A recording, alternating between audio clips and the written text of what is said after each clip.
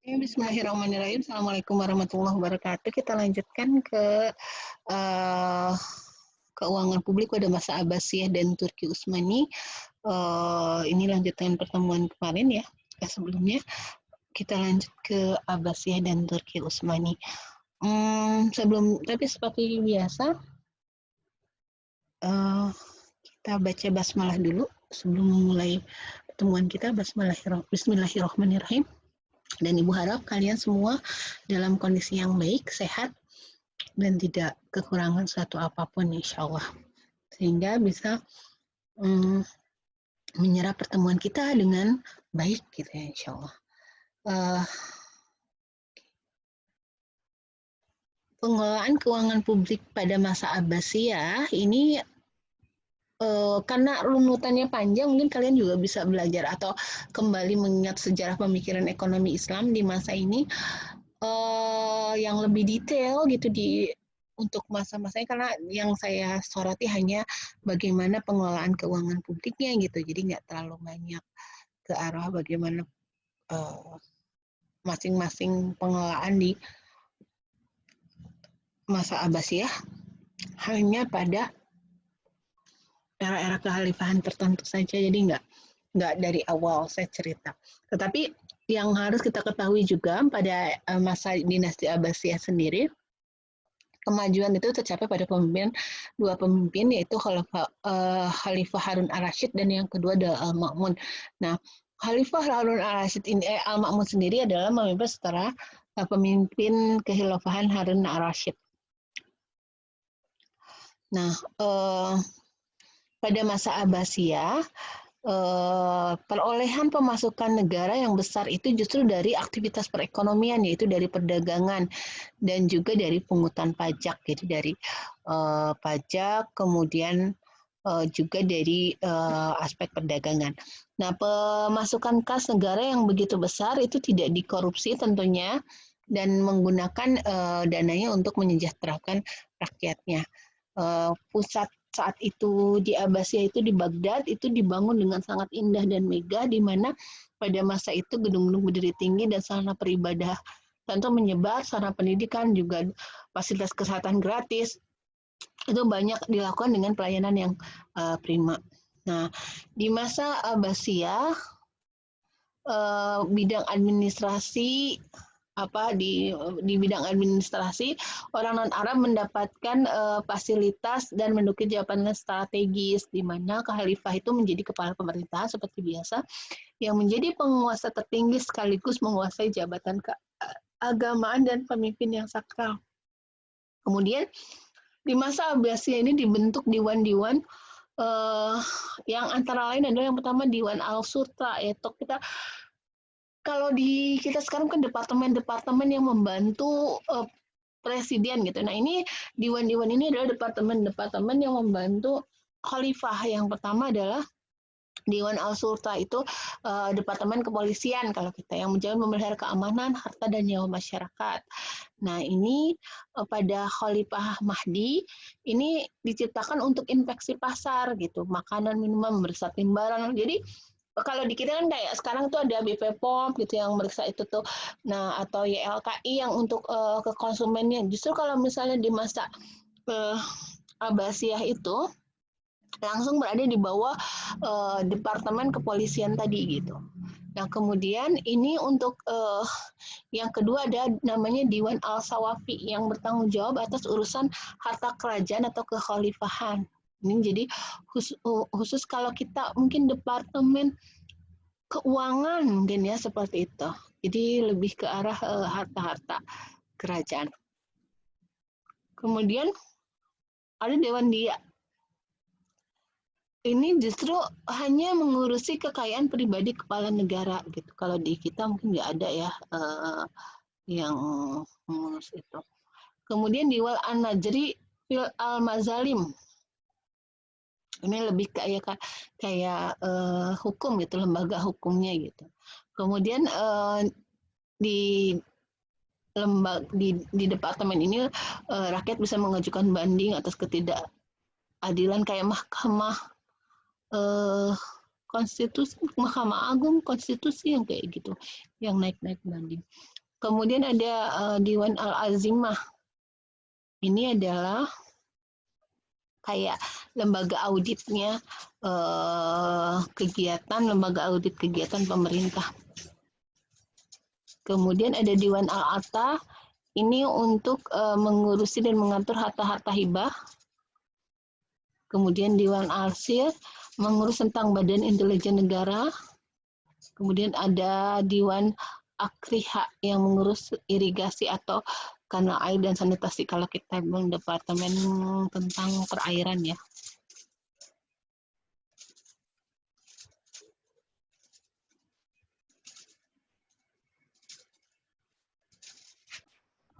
Oke, kita lanjutkan kembali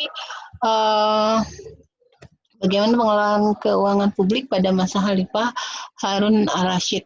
Nah, pada masa pemerintahan Khalifah Harun Ar-Rasyid, ini pertumbuhan ekonomi berkembang dengan pesat dan kemakmuran Daulah Abbasiyah mencapai puncaknya. Pada masa pemerintahannya, Khalifah Harun Ar-Rasyid sendiri melakukan diversifikasi sumber pendapatan negara.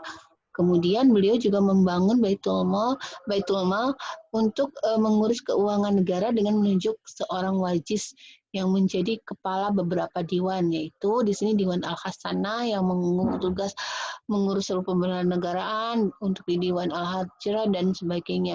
Sumber pendapatan pada masa pemerintahan dari Harun Ar-Rasyid adalah kharaj, jizyah, zakat, fai, ghanimah, usur, dan harta lainnya seperti wakaf, sedekah, dan warisan orang yang tidak memiliki harta waris. Jadi kalau sumber-sumbernya cenderung sama sih ya.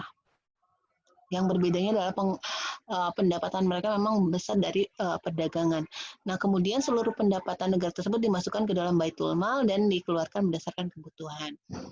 Pendapatan Baitul Mal dialokasikan pada masa Harun Ar-Rasyid itu untuk riset ilmiah dan penerjemahan buku-buku Yunani, biaya pertahanan dan anggaran menteri pegawai, dan juga dialokasikan untuk membiayai pertahanan dalam hal penyediaan makanan dan pakaian musim panas dan dingin. Nah, pemerintahan Khalifahan Harun Ar-Rasyid juga sangat memperhatikan masalah perpajakan. Kemudian dia menunjuk seorang kodi, yaitu Abu Yusuf, untuk menyusun sebuah kitab pedoman mengenai keuangan secara syariah. Imam Abu Yusuf menyusun kitab yang diperoleh dengan kitab Al-Kharaj, yaitu didasarkan pada perintah dan pertanyaan Khalifah Harun Ar-Rasyid mengenai beberapa persoalan pajak. Pada masa Daulah Abbasiyah, sistem pemungutan kharaj dilakukan dengan 3 cara, yaitu yang pertama al-muhasabah atau penaksiran luas areal tanah dan jumlah pajak yang harus dibayar dalam bentuk uang. Kemudian yang kedua adalah al-muqasamah, yaitu penetapan jumlah tertentu atau persentase dari hasil yang diperolehkan, jadi pajak dalam bentuk persen. Kemudian al-muqata'ah atau penetapan pajak hasil bumi terhadap para jutawan berdasarkan persetujuan antara pemerintah dengan yang bersangkutan. Itu yang terjadi pada masa kekhilafahan Harun Ar-Rasyid atau di masa Abbasiyah. Selepas itu kita masuk ke pengelolaan masa Turki Utsmani. Turki Utsmani itu salah satu daulah Islamiyah yang langsung panjang banget gitu, lama gitu, dan luar biasa, sehingga ini akan diglobalkan saja gitu kurang lebih pengelolaan keuangannya. Nah, penaklukan Konstantinopel pada tahun 453 mengubah status kekhilafahan Utsmani sebagai kekuatan besar di negara Eropa. Allahu Akbar,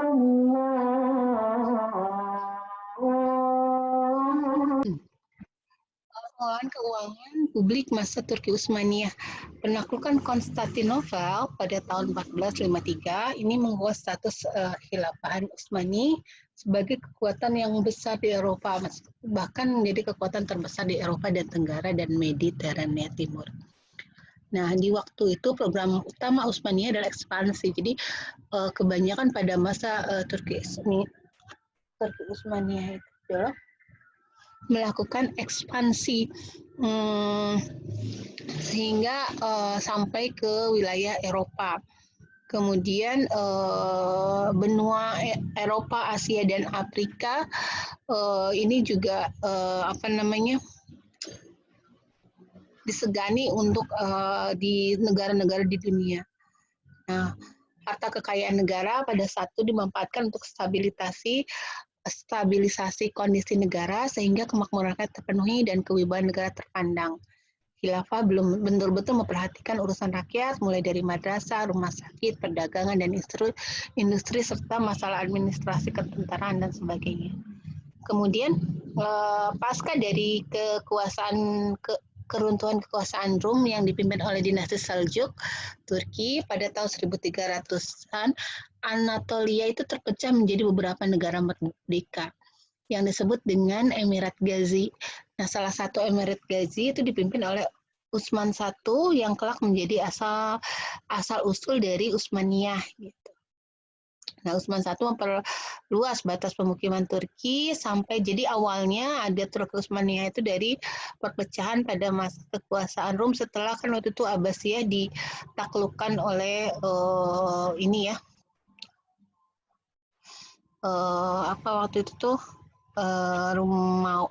ini apa Romawi ya, kemudian dan juga apa sih yang bukan Cina sih apa namanya.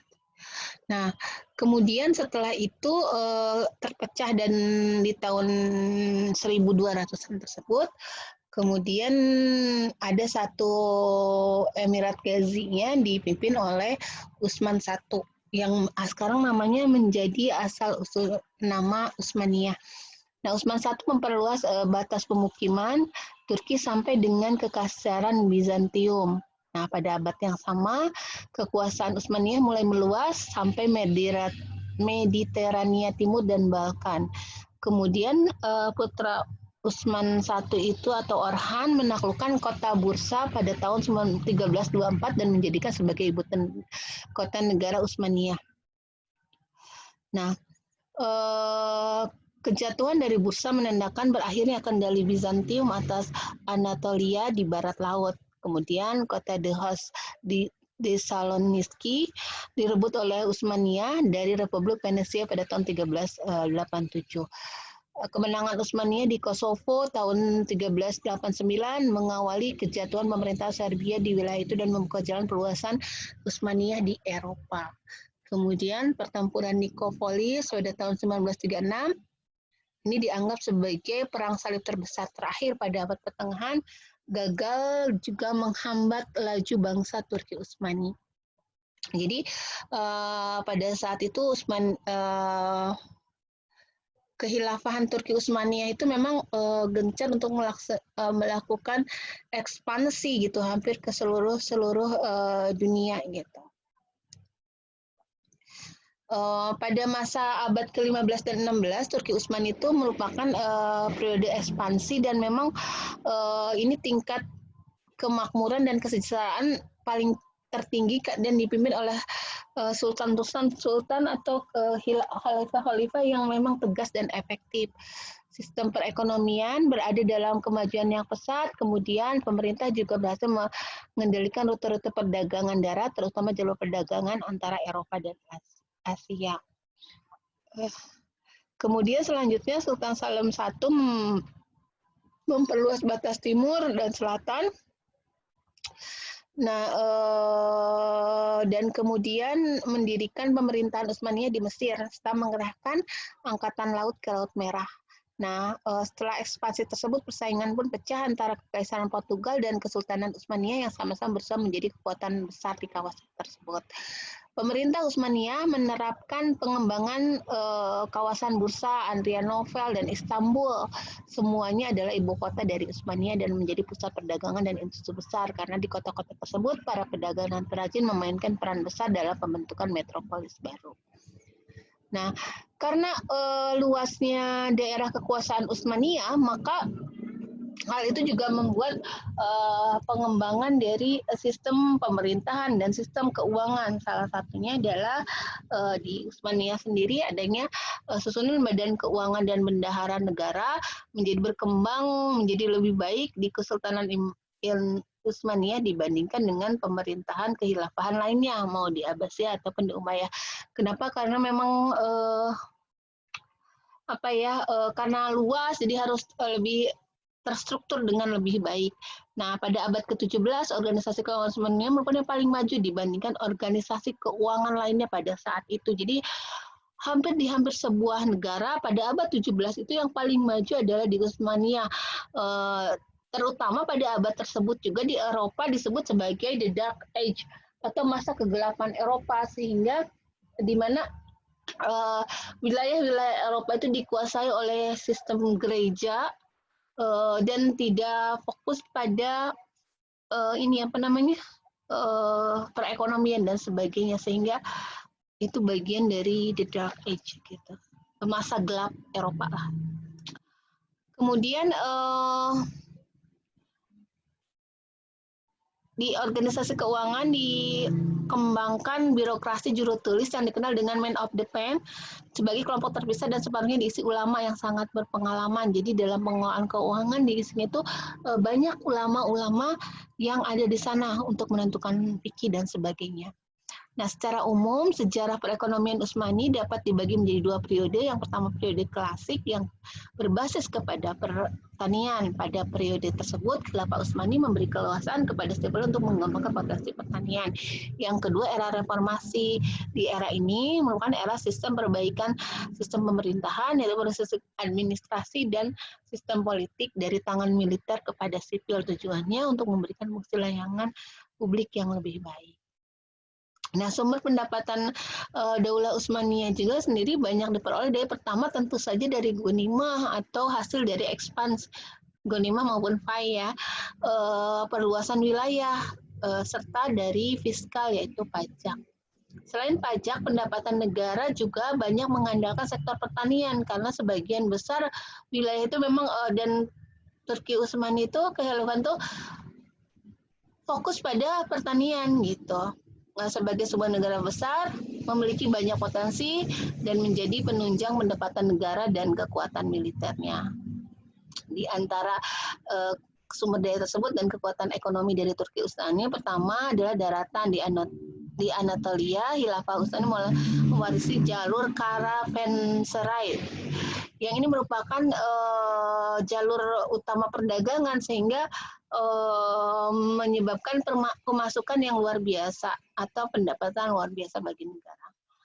Kemudian dengan jaminan dari keamanan dari Kesultanan Turki Utsmani, maka pergerakan jadi menjamin pengantaran barang, pergerakan rombongan pedagang yang melintas jalur ini menjadi sumber kekuatan dan pendapatan perekonomian di sisi jalur darat. Kemudian juga menyediakan penginapan. Jadi ada masukan-masukan pendapatan dari penginapan-penginapan karena banyak yang lalu lalang dan itu membutuhkan penginapan, makanya menjadi salah satu sumber pemasukan. Kemudian ada tempat-tempat peristirahatan bagi hewan-hewan, jadi tempat penyewaan tempat untuk hewannya bisa beristirahat. Nah, jalur ini atau jalur Karavanserai ini sangat efektif dan produktif dan diminati oleh para pedagang karena memang berada di sepanjang wilayah Balkan. Jadi benar-benar itu tuh jalurnya buat itu perdagangan gitu. Jadi rame di situ tuh. Nah, kemudian untuk lautnya sendiri ada kekuatan militer laut yang menjamin perdagangan antar laut. Jadi perdagangan itu tidak hanya dilakukan darat, tapi dilakukan melalui laut juga gitu. Nah, Turki Utsmani itu menjamin keamanan perdagangan yang dilakukan melalui jalur laut gitu. Nah, tentara-tentaranya luar biasa kuat sehingga orang merasa nyaman ketika melakukan perdagangan melalui jalur laut. Beberapa termasuk di antaranya adalah Venesia yang suka menggunakan sistem perdagangan melalui jalur laut. Kemudian pertanian ini juga sempat disinggung sebelumnya, ini juga menjadi sumber pendapatan pada masa Turki Utsmani, di mana sebagian besar masyarakatnya itu bertani selain berdagang gitu. Jadi hasil-hasil pertaniannya sangat banyak dan didistribusikan untuk memenuhi kebutuhan masyarakatnya. Sehingga dari sisi produksi memang berjalan dengan baik gitu dari aspek produksi, kemudian konsumsi jadi juga terpenuhi. dan siklus untuk pendistribusiannya juga berjalan dengan baik pada masa Turki Utsmani. Satu lagi yang pendapatannya dari haji, gitu. Karena di seluruh dunia yang Muslim itu pasti akan pergi berhaji. Itu juga merupakan salah satu pendapatan pada masa Turki Utsmani.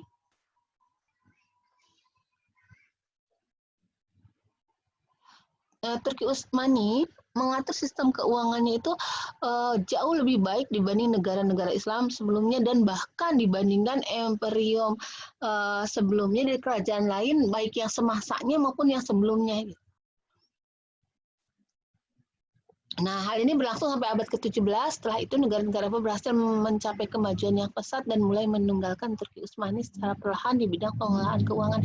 Jadi sebetulnya pada sebelum abad ke-17, orang-orang Eropa tuh belajar ke Turki Utsmani, semua belajar perdagangan, belajar ilmu, karena kita kan masih ingat ya banyak banget beberapa kehilafahan memang termasuk pada masa Abbasiyah saja udah concern terhadap penelitian dan penerjemahan buku-buku, pembuatan buku-buku, pengembangan keilmuan itu udah kuat dalam Islam. Nah, jadi apa? Jadi dari Eropa, orang-orang Eropa itu banyak dan non Eropa juga, misalkan dari Asia dan sebagainya itu belajar untuk mengelola, memanage dan sebagainya itu dari masa Turki Utsmani, termasuk sistem keuangan gitu. Nah, tetapi buruknya orang-orang Eropa itu adalah setelah mereka mengetahui bagaimana gitu, mereka tuh yang meninggalkan Turki Utsmani begitu saja, kemudian mereka mencoba kayak kekalahan dari perang salib sebelumnya gitu, jadi akhirnya timbul perang berikutnya gitu. Kayak itu udah bisa dipelajari pas perpolitikannya ya. Kemudian Kementerian Turki Utsmani dipimpin oleh seorang Menteri Keuangan. Penanganan keuangan yang baik telah memberikan pengaruh pada perkembangan keuangan negara sehingga menunjang penaklukan berbagai wilayah yang dilakukan oleh Turki Utsmani. Kemudian bahkan ya untuk penyiapan angkatan perang, logistik, senjata itu udah dianggarkan dengan baik, jadi nggak ganggu sistem keuangan secara keseluruhan gitu, jadi nggak ada pengaruh. Kenapa biasanya persiapan perang itu berpengaruh banyak? Biasanya karena itu paling membutuhkan banyak anggaran. Nah, pada masa Turki Utsmani ini nggak kayak gitu. Jadi itu tuh nggak berpengaruh signifikan karena sudah dianggarkan dengan baik. Kemudian pengaruh yang baik dari Kementerian Keuangan juga dapat dilihat pada keperluan riset dan teknologi pada waktu tersebut. Mungkin itu saja yang bisa Ibu sampaikan. Intinya sih sebetulnya yang paling banyak, yang harusnya lebih banyak itu ya pengembangannya, termasuk sebetulnya di Turki Utsmani itu sudah ada kebijakan moneter dan kebijakan fiskal yang lebih detail, cuman saya tidak bisa menyampaikan di sini semuanya karena terlalu kompleks, tetapi pada masa Turki Utsmani memang lebih banyak pendapatan itu dari hasil-hasil ya, tentunya dari pajak ada, dari ghanimah ada, dari fai ada, hanya juga banyak juga dari hasil-hasil BUMN kalau kita bahasanya seperti itu. Jadi hasil-hasil BUMN-nya juga banyak luar biasa gitu, karena support untuk infrastruktur dan sebagainya juga bagus untuk negaranya. Sampai itu kemunduran dan runtuhnya Turki Utsmani. Itu saja kita cukupkan pertemuan kali ini dan baca hamdalah. Alhamdulillahirrahmanirrahim. Terima kasih banyak atas perhatiannya. Kita tutup dengan subhanakallahumma wa bihamdika asyhadu an la ilaha illa anta astaghfiruka wa atubu ilaik. Assalamualaikum warahmatullahi wabarakatuh.